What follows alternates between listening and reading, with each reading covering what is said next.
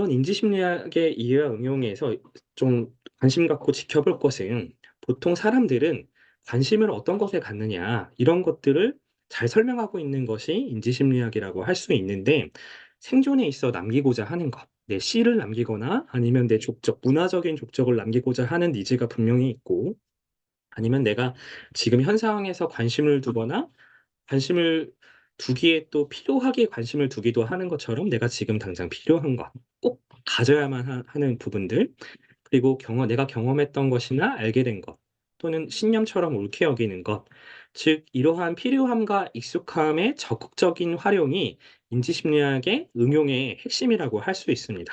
사람들은 보고 싶은 것, 아는 것, 믿는 것이 더 잘 보이기 마련입니다. 그래서 특정 시점부터 잘 보이거나 특정 상황과 사람에게만 특정하게 잘 보이는 현상이 생깁니다. 이는 본능적으로 살아남기 위해서 영구적으로 설계된 선천적인 영역과 남보다 생존 우위를 갖기 위해 적응하며 진화하도록 설계된 영역에 대한 비밀을 풀고 이를 응용해서 적극적으로 활용하고자 하는 부분이 바로 인지심리학이라고 할 수 있습니다. 예컨대 내가 군대 가기 전이다.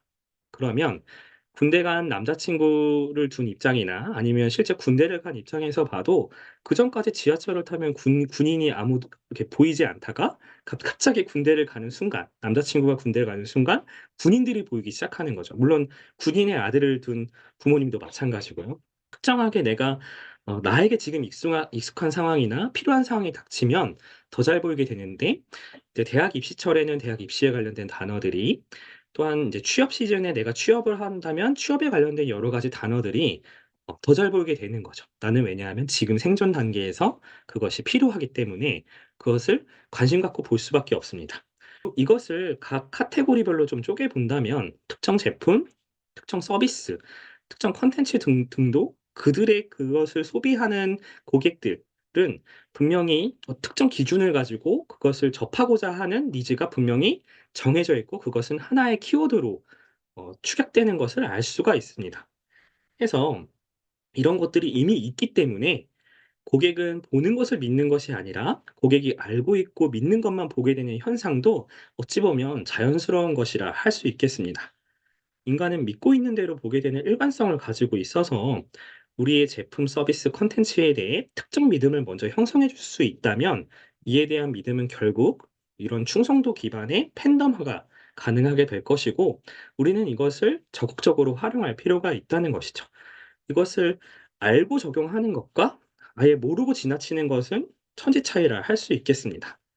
결국 이런 인지심리학이 말하고자 하는 것은 인간은 생존을 위해서 생존을 최우선으로 염두에 두고 움직인다라는 것인데 이런 선천적 본능에 의해 생겨난 필요, 원초적인 인간의 본능이나 선대부터 유전된 본능, 그리고 후천적 환경에 의해 생겨난 필요가 강하게 인제 이끌리게 되는 이런 상황들을 우리는 이해하고 내가 담당하고 있는 영역에서 충분히 활용할 필요가 있는 것이죠.